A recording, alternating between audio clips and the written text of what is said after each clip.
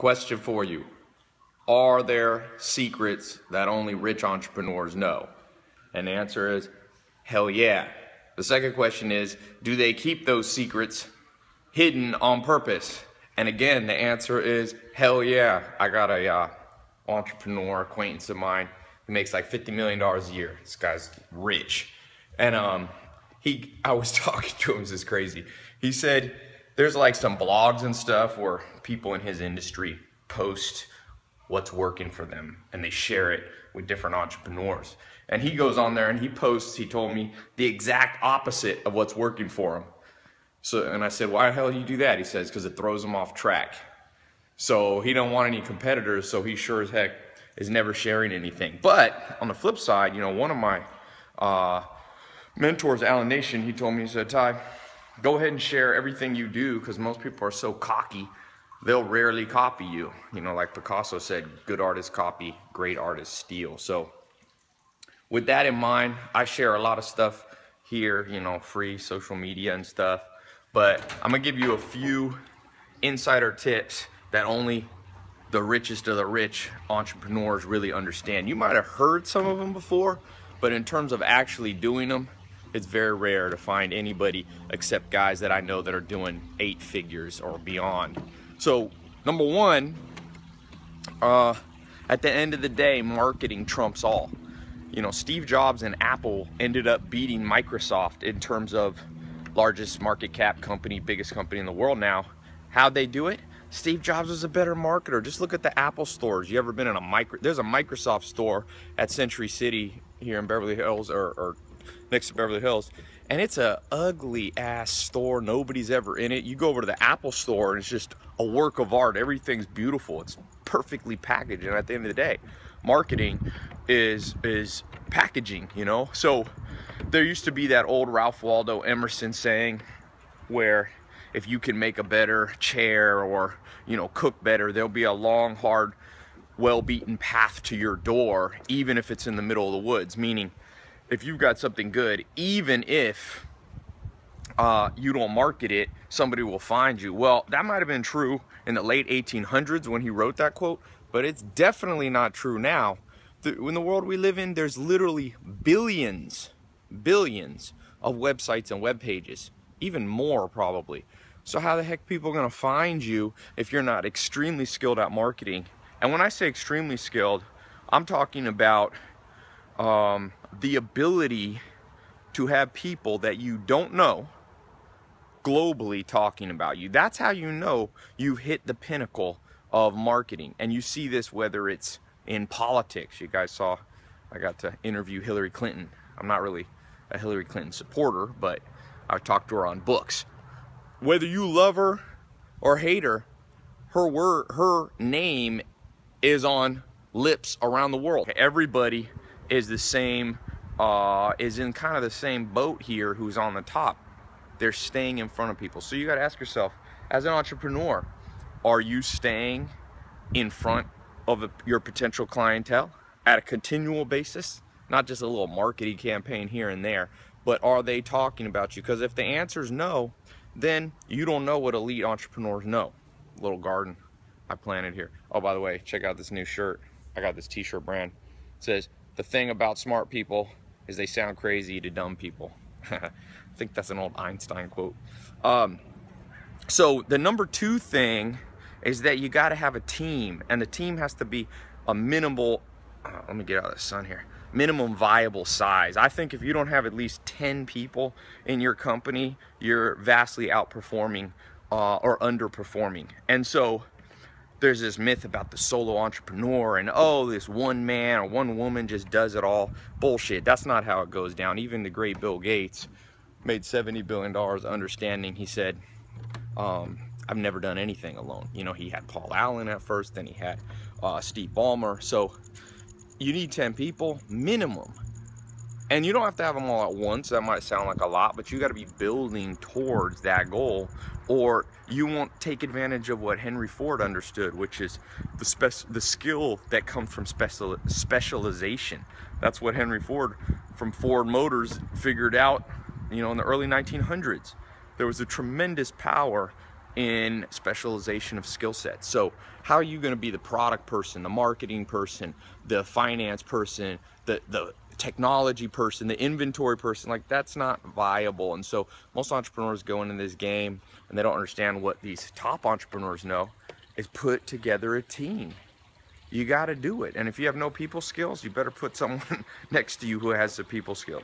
Number 3, and there's about, by the way, there's like 10 of these things that I've written down. So I'm going to be doing a free talk. If any of you want to hear the full in-depth, I'm going to give here 5 or 10 minutes of them to not overwhelm you. But if you, those of you really interested, click, there should be a button here. It'll take you to my website. I've been doing these free talks. The last one had 25,000 people on it in up to 70 countries now. So no matter where you live, you can join in. There's no credit card, there's no fee. It's just these free talks. I like, you know, I learn a lot from the interaction. It's live. You can ask questions, you can comment, you can share your experience. So click the link here. It'll take you to my website. It'll show you the times in your local time zone. Okay, so you'll know when it is. And then, like I said, there's no credit card or anything. There's no gimmicks to it. You can come in and we'll be going in depth. But let me give you the third one here. I'll get out of the sun here. By the way, somebody just sent me, there's a Grand Theft Auto character made after me and Rick Ross. They said, it's on my Instagram, it's pretty funny. People love cars. So the third principle that top entrepreneurs keep private is understanding the phasing cycles of raising capital. You know, there's shows like Shark Tank and stuff like that. You guys saw, Mark Cuban was here at the house the other day, and I was talking to him. I mean, I was talking about this. Most people raise capital at the very beginning of their business. They're like, oh, I got this idea, I got to raise capital right now. But that's not really how the game goes, because what happens is if you raise too much capital too early, you tend to get lazy. And so what's much better is to create a business that has momentum, that's starting to rock and roll. A lot of people want to know if these are really my cars. They're always like, show us the garage. We live in a cynical world. Let me cover up my license plates. Get crazy people trying to find out where I live. So this third principle, when it comes to finance, you're gonna need capital, okay? You'll need some level, oh, I guess I showed my license plate. Oh, shit. Oof, just stepped on some gravel. So if you don't understand capital correctly, what ends up happening is you raise capital in a phase when you'll waste it. It's very easy to waste capital. I had Neil Patel in my accelerator program. I interviewed him and he said, man, his first business, he raised $1 million and he spent a year of his life trying to build. And you know what happened? He's like, I should have raised the million after I had the minimum viable product rocking and rolling. And he didn't. He raised the $1 million. He wasted it all. I've seen that. I've raised capital. So I'm more of a mid-phase capital kind of person, like raise capital a bit later in the game.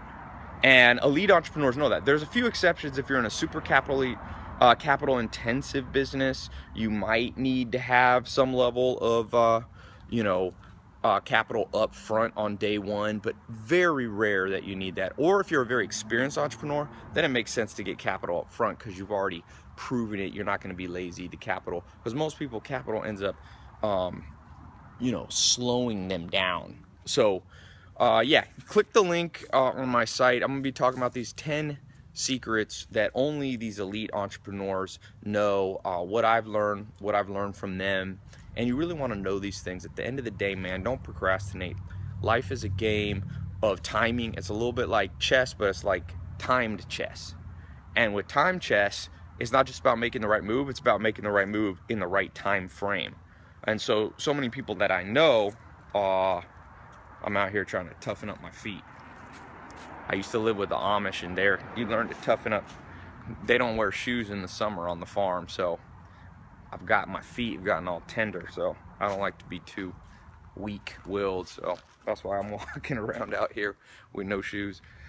But yeah, like I said, don't procrastinate, man. That's the killer of hopes and dreams. It's the killer of any motivation you might have intrinsically kind of waiting there. So gather knowledge, If this helps you, I hope it will. Listen to this again, but click the link. I'm gonna be going in depth on these live talks. They're pretty cool. They've grown. The first one I did had like 1,000 people. Now we're getting like 25,000 people on them. So it's kind of cool to watch, and a lot of people being helped, and more importantly, a lot of people seeing the potential that's out there. Because so many people, the reason they're not motivated, I read an interesting article on slavery. It's actually a book on slavery and what happens around the world whenever there's been slaves. It's not only because people go, why don't the slaves revolt? I was reading a book about the Incas in South America who were enslaved by the conquistadors. And, the question is, there's so many of them and so few of the Spanish conquistadors. And the reason that they do is because the reason that they acquiesce and they stay slaves is that the motivation gets sucked out of them because they don't see that maybe there's hope at the other end. There's gold at the other end of the rainbow. And so by coming on these talks, I think you'll also see that, man, it's a good world to live in right now. Like, there's 23-year-olds becoming billionaires. I just read about this woman who's 31, or I think 31, youngest female billionaire. Like, all these things you've heard about how bad the world is, that was from a long time ago. The world's not perfect. There's still a lot of pain and suffering, unfortunately. But I read an Arabian proverb this morning. It says, where there's health, there's hope. And when you have hope, you have everything, And so if you're healthy, or even not perfectly healthy, but if you have some measure of hope, let it come out, but take action. So click the link. And I'll see you on this live talk. And one other thing, leave a comment. What's something you've learned, maybe as an entrepreneur or watching other entrepreneurs, that few people know? I shared 3 things with you. I'm gonna share 10 more, but I'd love to hear some from you. I learn a lot from these. So click the link, and talk to you soon.